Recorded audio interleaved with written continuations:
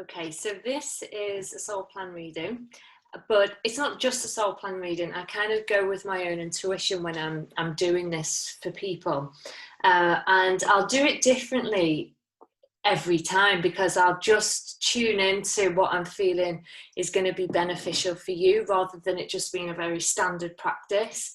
So we're going to look at a few different things. One of the big things that jumps out at me, I always do a visualization technique. I always kind of call on my guides, tune into our energy through the quantum field, and I ask to get, something for you, like how can we best serve her, how can we best help her? And they'll show me things, normally you and your energy, and kind of give me a message just to see what's going on. And the thing that came through when I did that is that, and you tell me if I'm wrong, obviously, because I'm just trying to interpret things in my head to see if it's true or not. But the energy that I pick up with you, Amy, is that you just want to have fun. You just want to be in the joy of life all the time. But there's almost a part of you that kind of doesn't feel that you can have that and allows yourself to experience life in that way. So it's like a dualistic approach to life. You know how you want to live and who you want to be. And that is very much part of your nature naturally. But then there's a side to you that stops that from happening because you feel that that's not how life is. Yeah. Is that right? Yeah, I think so. I've got a very eccentric kind of side to me. I like to kind of be silly, and especially when the kids are around, and I desperately want to have like a really happy life where everyone's just really smiling and everything. But I feel like I'm such a realist as well. I've got that kind of, I think, yeah, but is that really what life's like? Is it, So I know that I'll block myself terribly because I got so many kind of doubts. That's exactly how it came through, just exactly what you said. There's this side that wants to, and it is very childlike exuberance, like that joy, that playfulness. But then there's this other side of you that kicks in and tells yourself you're not allowed to live a life like that. It's not real. Mm. When your life's what you created, there's nobody there telling you how to live your life except you. And for me, that's the biggest aspect to this reading that came through, was that way that you block yourself living a life that it's actually the nature that you described yourself as that playful, that eccentric person, that is you. Like, that's your spirit, that's your essence, that's your persona. And if you try and block out your light, or if you try and block out ways where you can express that, you're going to feel really, dare I say it, quite depressed. Yeah, that's what I'm struggling with currently. Quite a lot of depression. And even like if I'm having a day where I feel like I'm in quite a good mood, like it's like something will bring me back down and I can get really, really serious. Like I don't know, like yeah, just really boring and serious. Or like if the kids are making a mess, in my head I'm like, doesn't matter, like, let them make a mess, it's fine. But then the other part of me will be like, wow, why have you made such a mess? Because that serious side comes out. So it's like two opposing factors, like, Do you know where that other serious side comes from? Is it a father figure or somebody who's like said that to you as a child to try and stop you from making a mess? I think my mom's a Virgo, and I think when I was a child, she was always cleaning and tidying, so it probably comes from a little bit of that. Like, it was always put that away, put that away, put that away. If you left a cup on the side, it was like, go and take it in the kitchen, or she'd do it. and there was never any mess in my house growing up. It was very kind of organised and clean. And another thing that I did pick up on when I did the male and the female energy, the male energy is really strong. The female energy, let me just tune back in now because I've forgotten a little bit.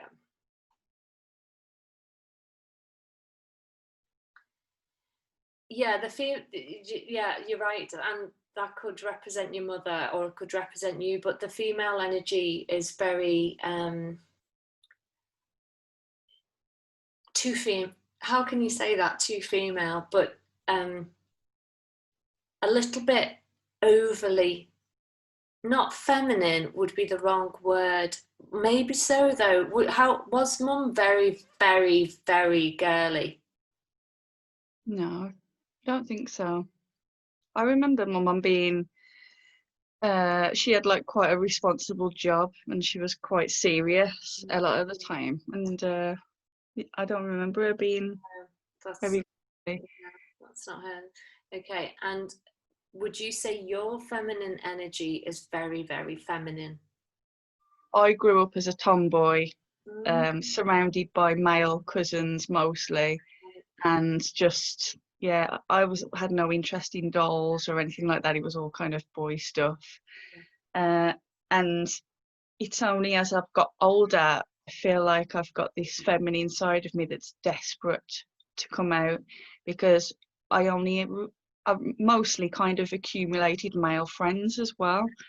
And it's only recently I've started to kind of spend a bit more time with women and realise how much better that makes me feel. Like I spent the day with my friend yesterday and I just felt like I was glowing afterwards. I just felt like I'd kind of, taken on some of that like female vibe. And yeah, my daughter is very, very girly and I have no idea where she gets that from.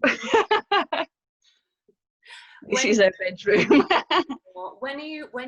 When you play and allow yourself to express that female energy, do you notice yourself expressing your femininity in ways that you kind of surprises you sometimes?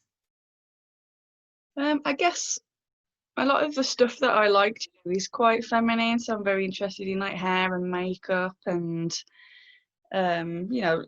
very like aesthetic things. It's more the serious side of me that's very masculine, very ordered and structured.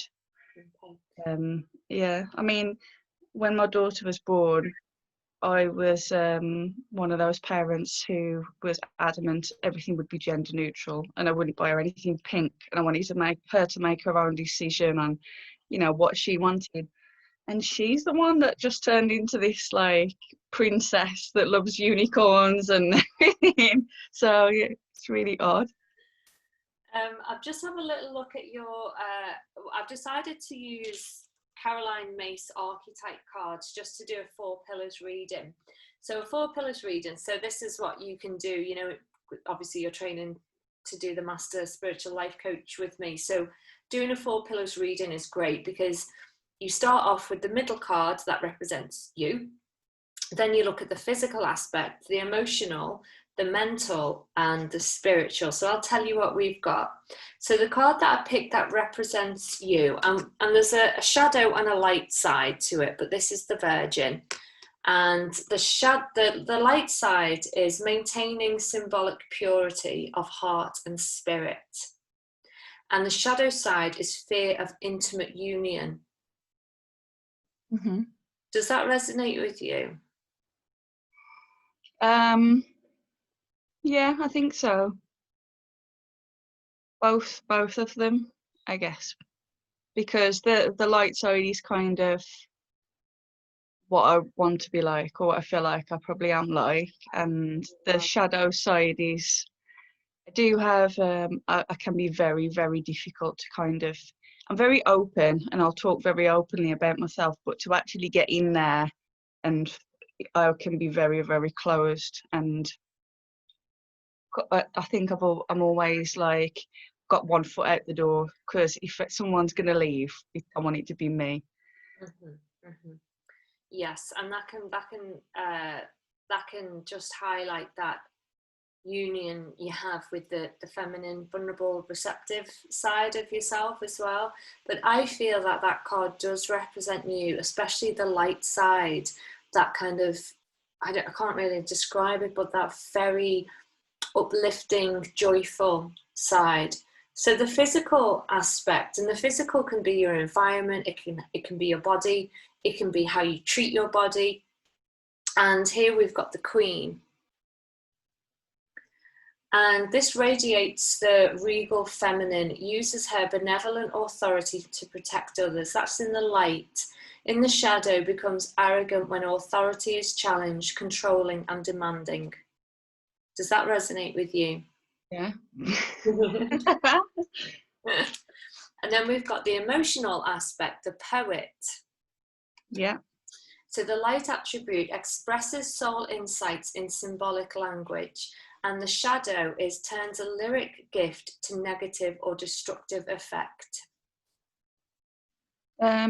I think just the thought of the poet as emotional sounds right, because I do like to write stuff, and it does tend to come out quite poetically, and I like have musings on life quite often. But I don't understand what the shadow side is saying.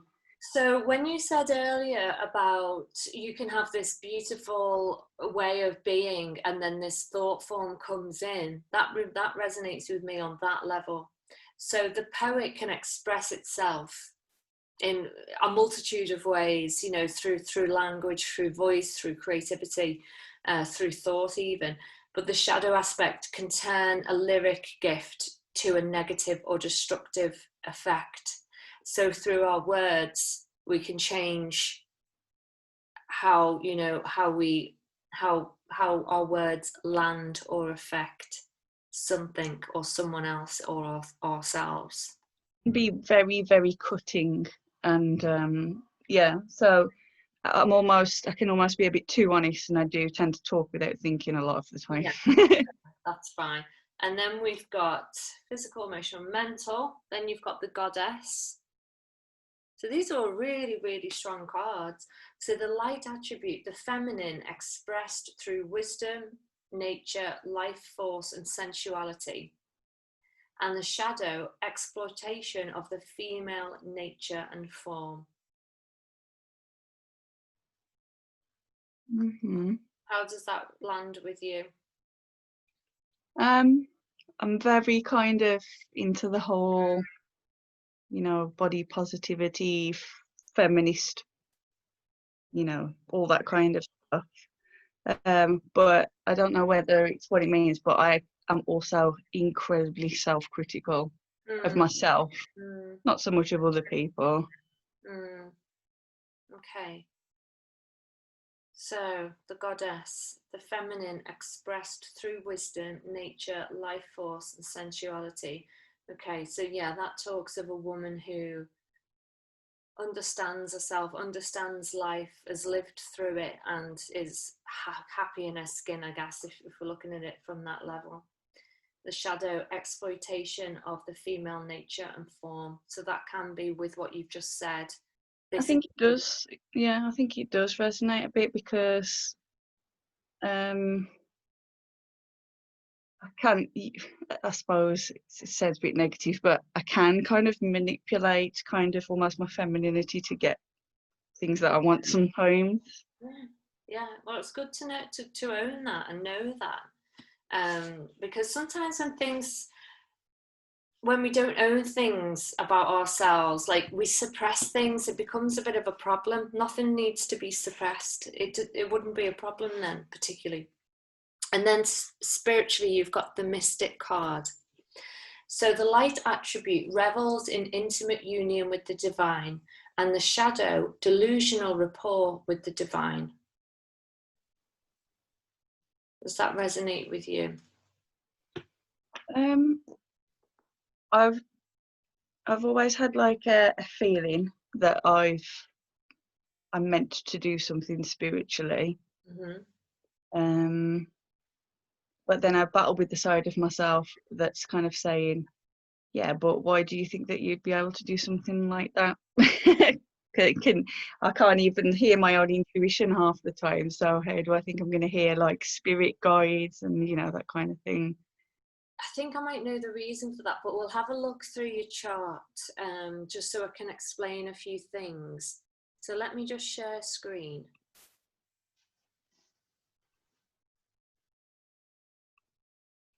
Okay, can you see that okay? Yeah. All right. I'm just going to have a quick flick through.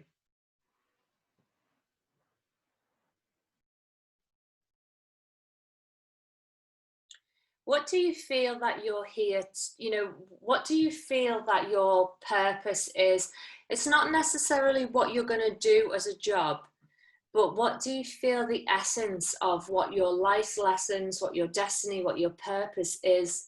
For instance, I'm career driven, but that's not necessarily where my soul purpose is wanting me to go.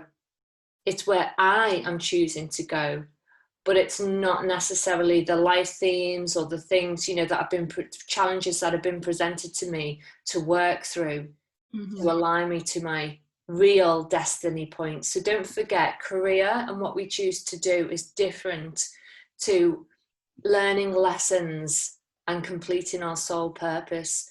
So based on the challenges that you've had, what do you feel that your soul purpose is to learn? I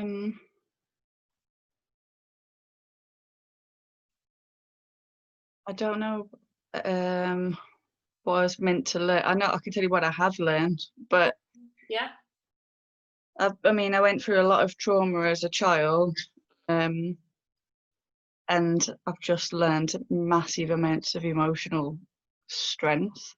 And, I've seen things that have kind of given me experience that I feel desperately like what I want to do is empower other women. Yeah, because your soul purpose is really where your true node lies. So your destiny point is in this area here. And this area of the second house of your chart is about values.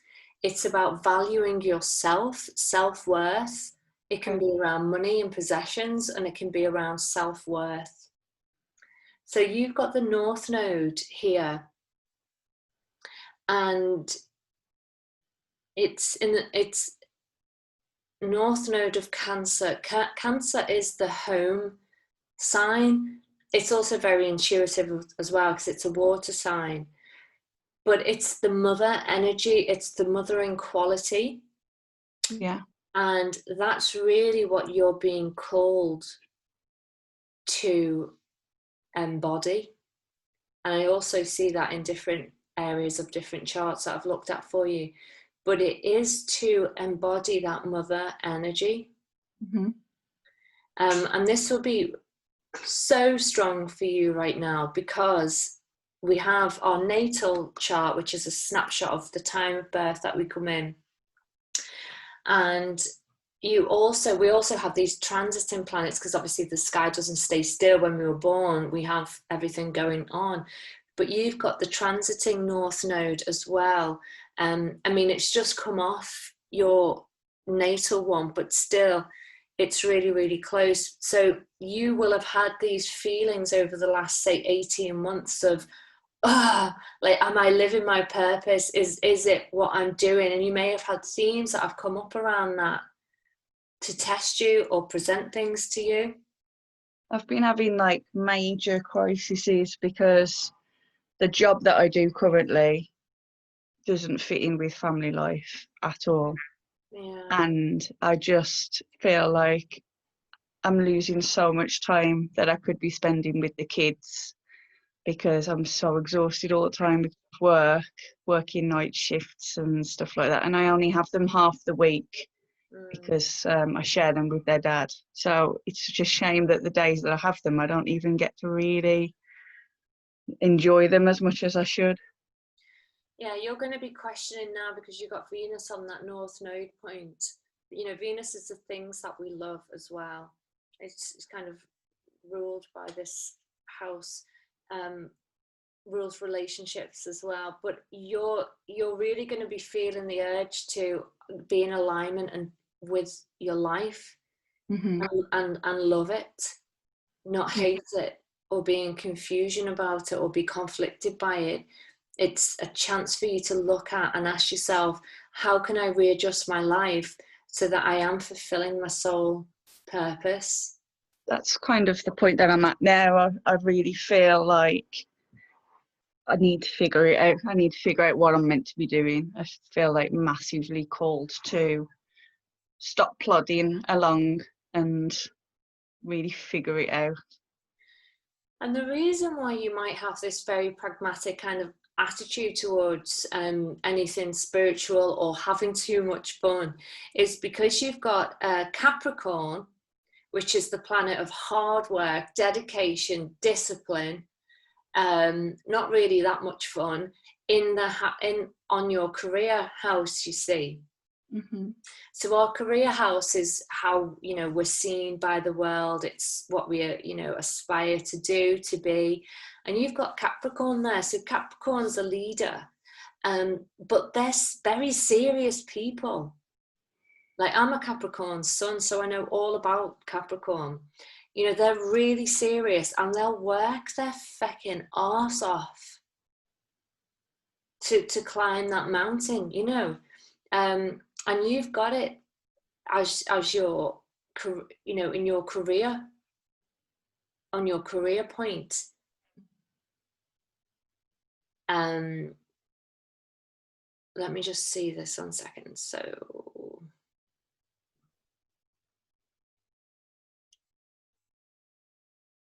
that might be why you have this attitude. You can't have too much fun. You can't have too much fun. You need to clean up. You need to tidy up. You need to make them stop making a mess. You need to clean up the mess. You can't trust in spirituality. There's no such thing as intuition.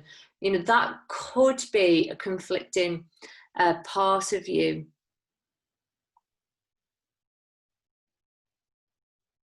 Okay, let me just go over and look at something else. So this is really interesting as well.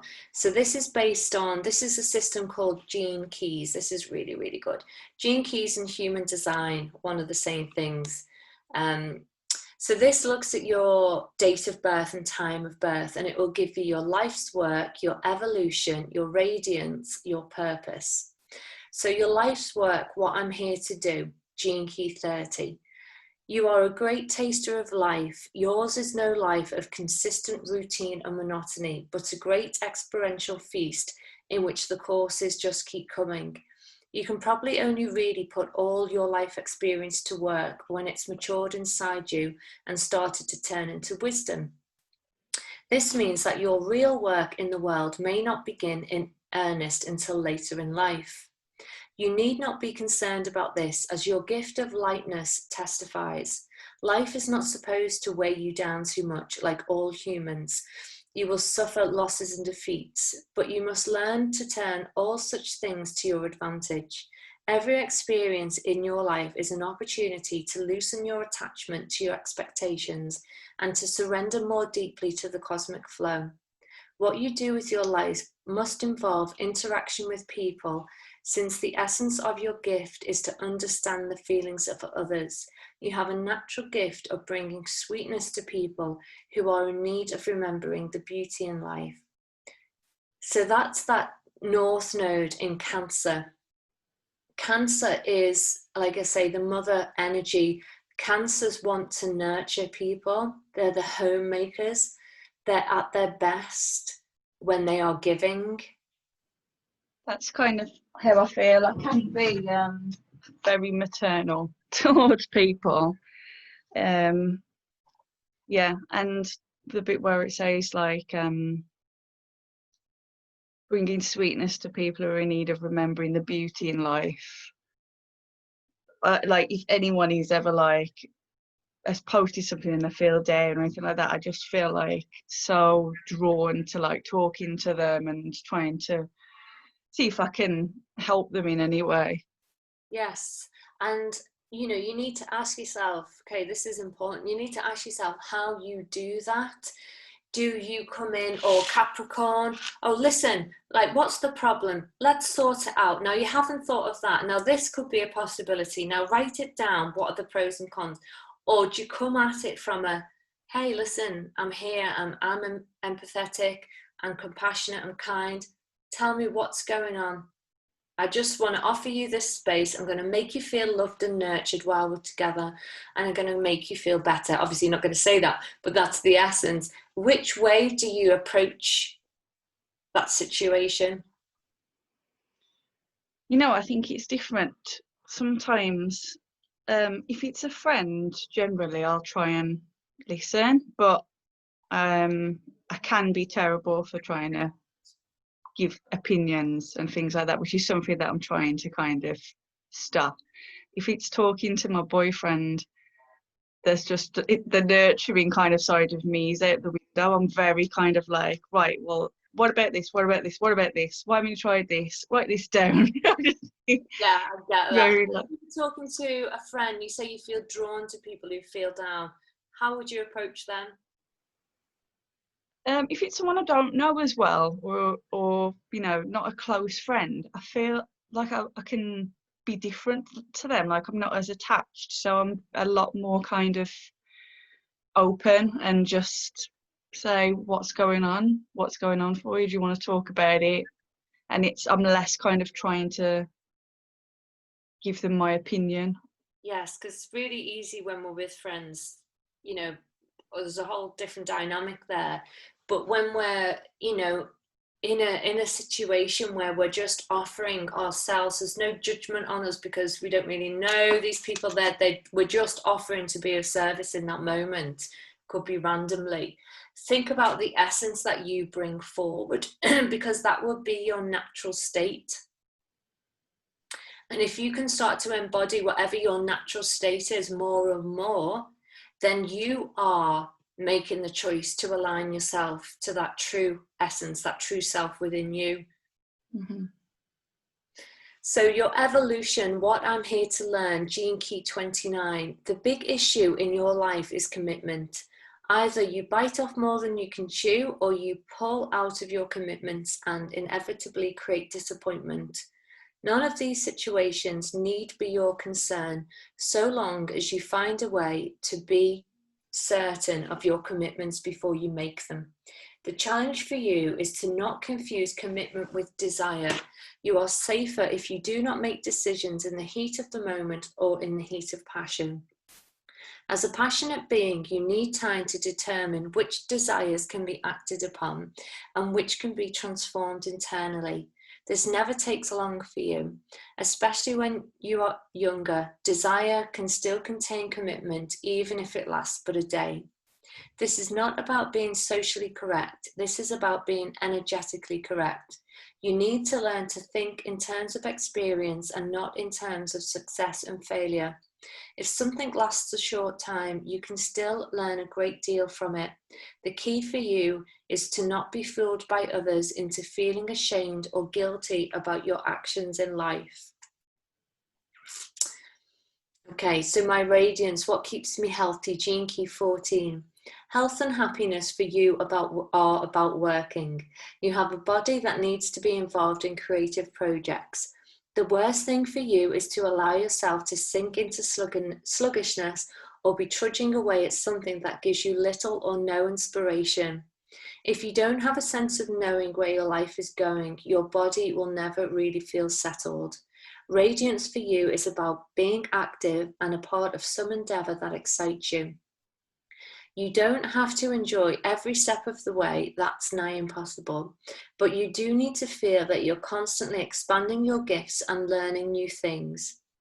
Your health is dependent on you using up all daily store of energy in a positive way. If you feel exhausted at the end of the day, then that may be a good thing for you. If your body springs out of bed the next morning feeling fully refueled, then you know you're on the right track. If, however, your energy is becoming steadily depleted, you are channeling your energy in the wrong direction. And I know that's a bit of a thing for you right now, isn't it? So my purpose, what deeply fulfills me. Your life purpose is to be you. That may sound trite, but it is in fact the only true, valuable insight you will ever need to live.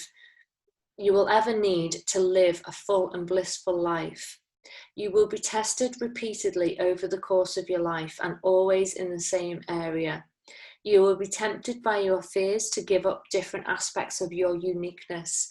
You must never give up your identity or your dreams, which are one and the same. If you do, you will begin to suffer deep inside your being. You are your best ally or your worst enemy. If you ever feel depressed, it's because you have somewhere given a part of yourself away. There are no guarantees that anyone else will believe in you, so you must be the first one who does. The people in your life will either love your uniqueness, or they will subtly want you to change or to temper your wildness. You will do well to heed the words. What's that? I don't know. I can't say that. In wildness lies the preservation of the world. That is your creed. How does that resonate with you? Yeah. Which bit? What, in the last one? Well, I'm always been very, very unique and kind of, you know, I've never really gone with the flow. I've always kind of stood out and done things a bit different. So, and I know that if anyone tries to kind of hold me back or stop me or try to get me to do something in a different way, that it just makes me miserable. So, and I think I know that, I think I know a lot of what it's saying. And the bit about feeling depressed because you've given part of yourself away. Because at the same time, I can be a bit of a people pleaser, so I find it difficult to get the balance of doing what's right for myself. This is interesting. Your ascendant, so how you see the world, is through the eyes of Taurus. Taurus is it's ruled by Aries as well. It's ruled by Venus as well. So it very much interconnects with this second house here. Taurus is about the earth, its values. It's very stable. It doesn't like change very much. It likes to be rooted in the earth. It's the sign of the bull. And it loves sensuality. It loves things. It loves food. It loves materials, pleasures. It loves senses. It loves money. It loves all those sensual qualities that life has to offer. You have a Chiron on the ascendant.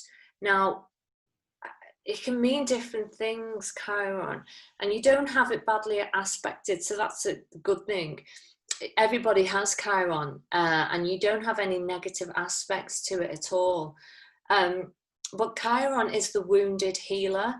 Chiron is that teacher part of us that has this deep wound that can't be healed, but through trying to heal ourselves, we end up finding lots of cures that help lots of other people.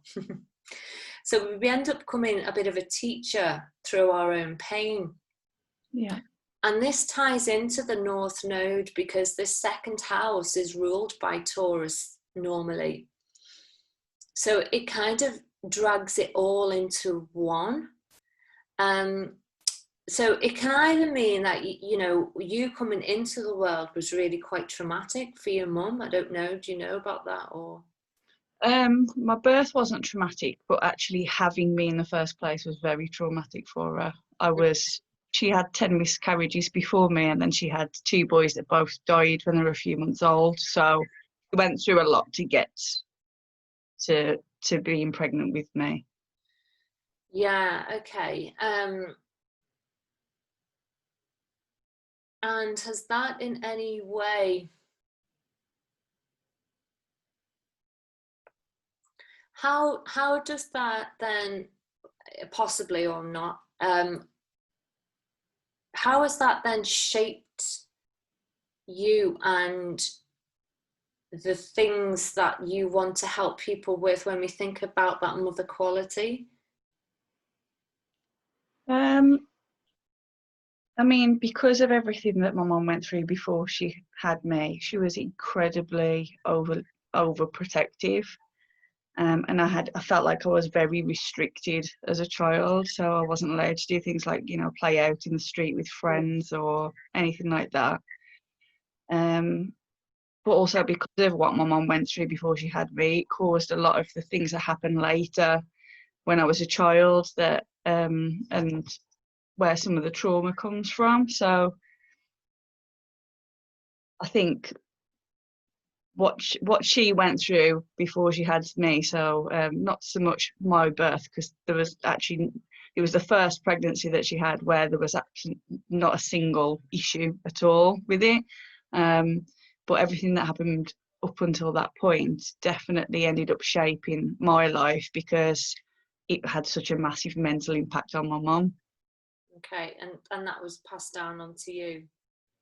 Well, just through her actions and things that happened because of, she had a nervous breakdown, and there's a lot of things that happened as a child that was because of everything that she'd been through. So directly affected me, but in varying ways.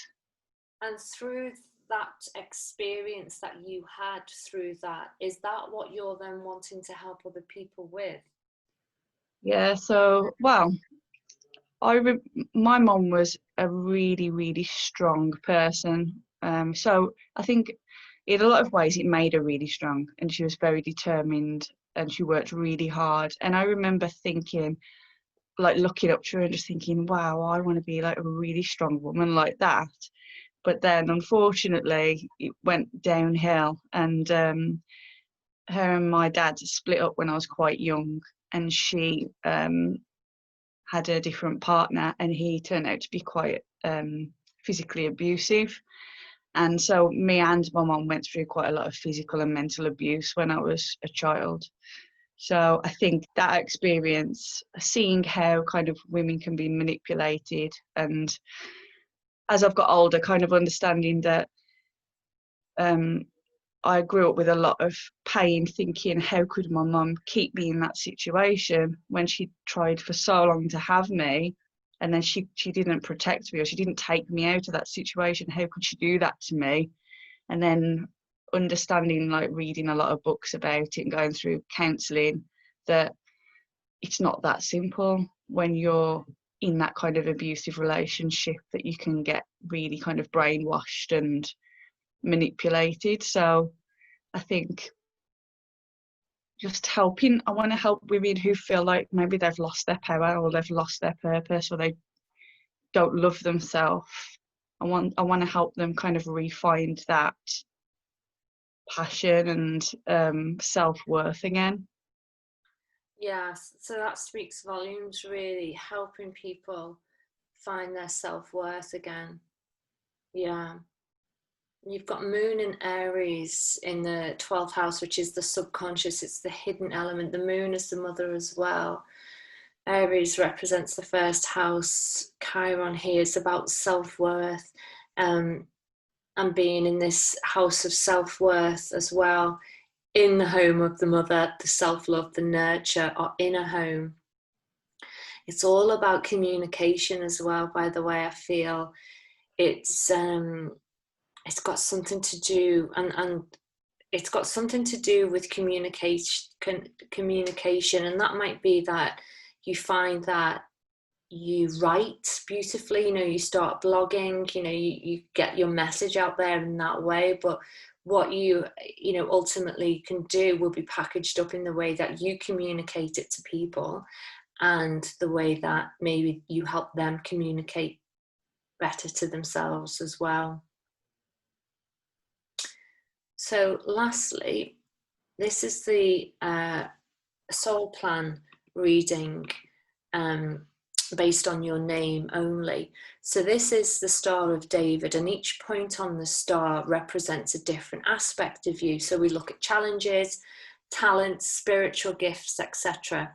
And the first part of the triangle, the downward part, represents like earlier life. Then the upward triangle represents a spiritual aspect which kicks in, I don't know, 30, 40, something like that. So we start at this point of the chart. So the worldly challenges of an 8-8. It's somebody who wants to escape, really, who can feel really ungrounded, can feel, I just want to escape the body. It can lead to addictions, that kind of thing. Even escaping through videos, anything that takes them out of their body because they don't want to be here. But it is a very, very sensitive and psychic aspect as well. But it can make you feel really ungrounded as a child. Funnily enough, the talent that you have to get you out of that, because our talents gets us out of challenges, is an 8-8. So it kind of balances it, really. So the 8-8 talent is to be grounded, is to be very kind of centered. It's to be psychic. It's to know the truth of all things. It's, so that would have been quite a balancing energy at some point for you. And that might be where that ability to talk yourself in and out of things quite rationally will be of help to you. So the worldly goal is a 7-7, and that's the networker. It's to bring like-minded people together in a group through some kinds of means. That's exactly where I'm at now. Yeah. I feel massively drawn to, I keep thinking about a circle of women. We just keep thinking about, I keep seeing a circle of women all together with me kind of talking to them. Almost like, like a slimming club, but having nothing to do with just everyone just talking and just being women. Wow, that's so good. Because that's you communicating, isn't it? That's you using that ability to communicate. It's women, it's Cancer. Spiritual challenges. So this is where we step into the spiritual part. And you've got a 7-7 there. This is about denial of spirituality. It's not trusting it. Let's have a look, see what it says. Possible challenges. So this in a spiritual sense, mistrusting, controlling, over-disciplined, harsh, self-control, bit rigid, but that you have to think of it in the spiritual aspect. So it's like a denial of it, really. It's keeping it out. Spiritual talents is a 16-7, so that is about leadership, really. It's about the networking again. So this is about, this is like the leadership ability that you've got. And that serves you well with your career house being in Capricorn. Capricorns are the leaders. So this is about you bringing people together, but you're the leader of it. You've created it. This is the teacher energy, by the way. This is the learning all the knowledge, communicating it out and sharing it to the world. It's not somebody who just reads books and keeps the knowledge within. It's somebody who goes on all these, courses, knowledge, life experience, and shares it out in a teaching vibration. And then your soul destiny, this is the mother quality that I said I saw in your chart before. The 13-4 is the mother, complete Christ mother energy. It's just it's that radiance that when somebody's in your environment, they feel like they've come home. They feel like that you just radiate that nurture of that Cancer, who's the mother, that ability to love unconditionally. That's what your soul is ultimately wanting you to do. So 13-4, inherent wisdom, compassion, generous, positive, very loving, idealistic, supportive, counseling and healing abilities. The soul message is come together as one, open your heart and bring all whom you meet into the temple that has no center. Accept them all as part of you. Then as you step out into the world, the love and magnetism of your integrated heart will draw all who will listen. They will unite as fragments of the same source. united with you and united within their self. So there we go. Do you have any questions on it? So it seems like the course that I'm doing is kind of a good step in the right direction. Yeah. What else could you do? I mean, you're saying you're having these visions of this group. What would that group, how would you, what would be the call to action for that group? I'm not sure yet. I want to do something where just women can kind of get together and talk about anything really, and just with no judgment, and but I haven't figured out what exactly the main focus is, or what the purpose of it is yet. I just know that I just really feel like I need to get a group of people together and just facilitate it almost, and kind of talk about a different thing, and then open the discussion out, and just write things down and see what comes. Yeah, I think you'll be able to find that if you really do some more deep thought on it. I think you'll be able to find out what the topic will be, and move forward on it quite easily once I think you've got it in place. And even if you just do it and see where it goes, at least you started it. So any questions on your reading today? No, I mean, it was interesting when it said about spirituality, like me almost being in denial of it, because I think I grew up going to spiritualist church and with a mom who was in a medium circle, and the trouble is I've got so few memories of childhood. Like, it's very, very vague, my childhood. I don't really remember a lot at all. I don't remember a lot of things that happened, but my mom will tell me things that I said or did, and she believes that I'm kind of really spiritual. And I want to figure out, how do I get back to that? How do I stop doubting it and just start kind of believing and letting that back in again? Because it's almost like there's a block, there's like a wall there that I can't penetrate through. So I'm trying things like, I've got tarot cards that I'm looking at, and well, one question is, do you trust yourself? I think part of me does, but there's definitely that voice in my head that's kind of saying, is it just rubbish? Is it just all rubbish? Is this something that you've made up? Which part's bigger? Like, on a scale of 1 to 10, how much do you trust yourself? I think I must have more belief in myself than not, otherwise I wouldn't keep pursuing it and keep kind of trying to. Well, okay, so just intuitively, how much do you trust yourself on a scale of 1 to 10, 10 being absolutely 100%? About 7. Okay, so there's just 30% that doesn't trust in it, but then that's causing, how can 30% be causing a block on 70%? Yeah.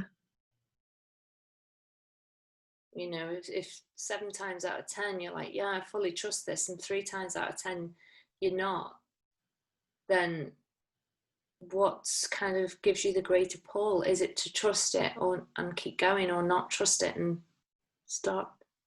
It's definitely to keep going, because I'm just constantly reading up on things, and it's the one thing that I'm completely interested in, and if I start talking to someone about it, you can tell how interested and passionate I am about it, because I just go on and on and on and on and on. So what bit don't you trust? Where's the block? What's it about, the block? I think I feel like I need to hear something or see something for it to be real. So, it's like I'm waiting for something. I'm waiting for something to happen that I can go, oh, there it is. But even then, if it did, we can talk ourselves out of it, because it's not going to be a letter in the post, to say, oh, look, this is real, what you think. anything that happens on a spiritual esoteric level cannot be rationalized by the logical mind.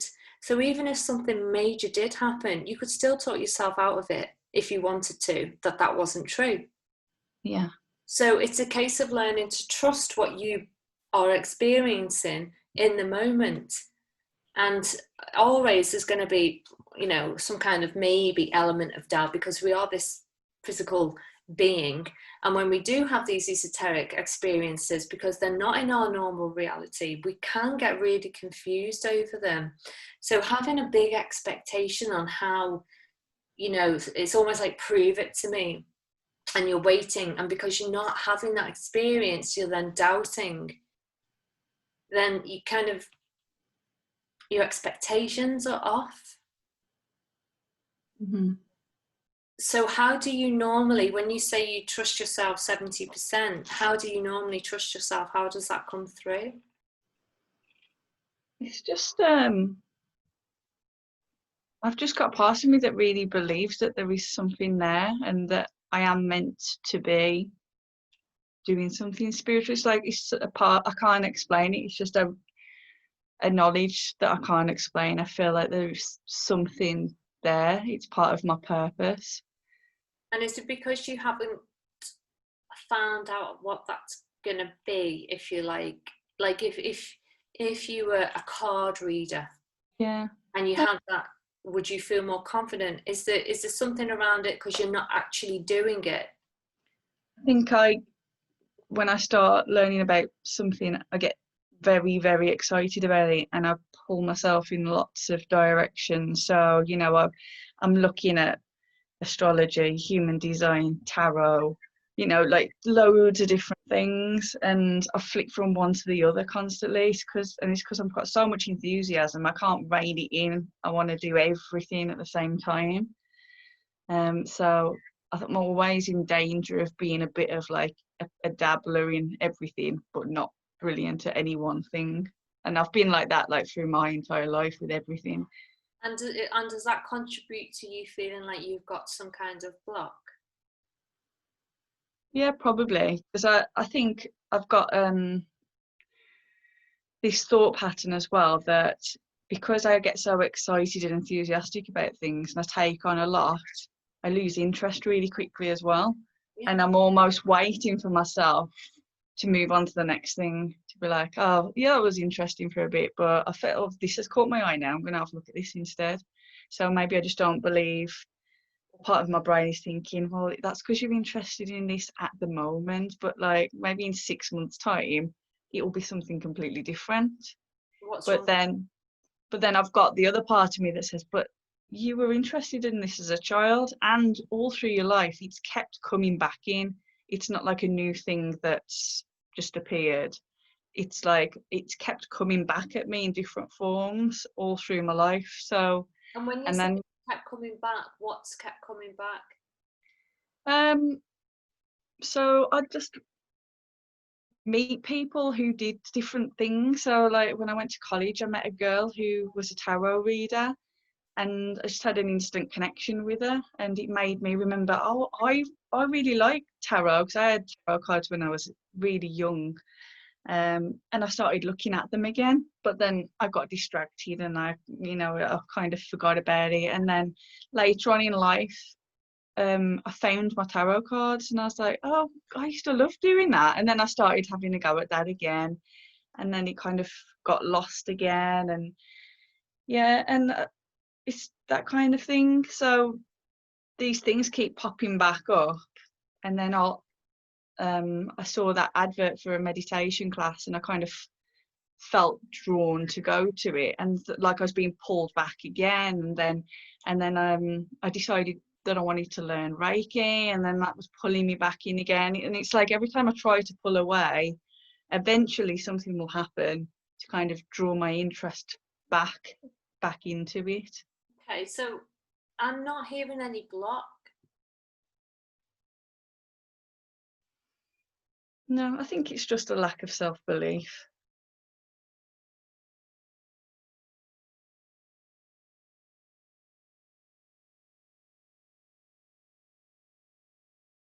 The lack of kind of, I think I've always had a lack of belief that I can do anything really in its entirety.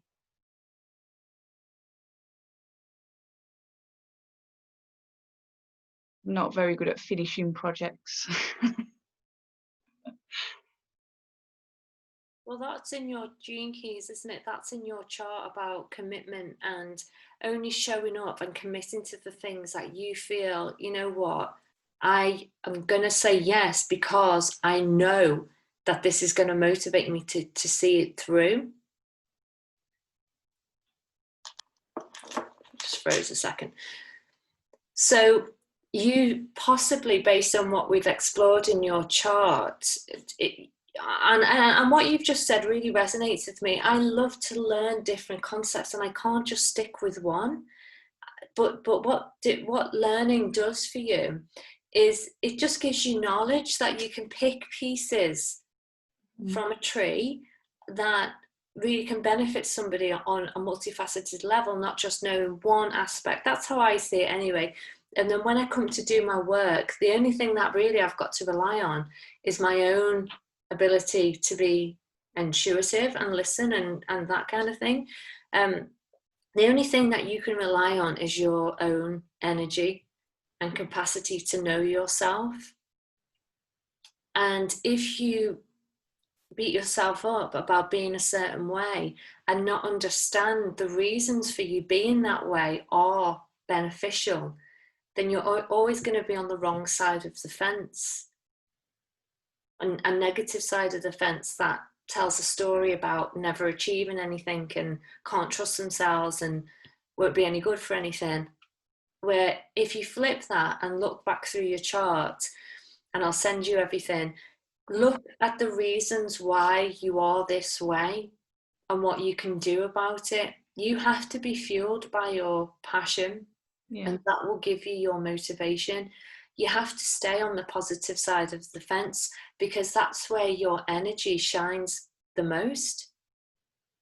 And this really has to be a mind shift change for you when you feel that, you know, that critical voice come in when you're having fun. It's to say, well, am I enjoying myself right now? If the answer is yes, then I'm giving myself permission to carry on. Mm-hmm.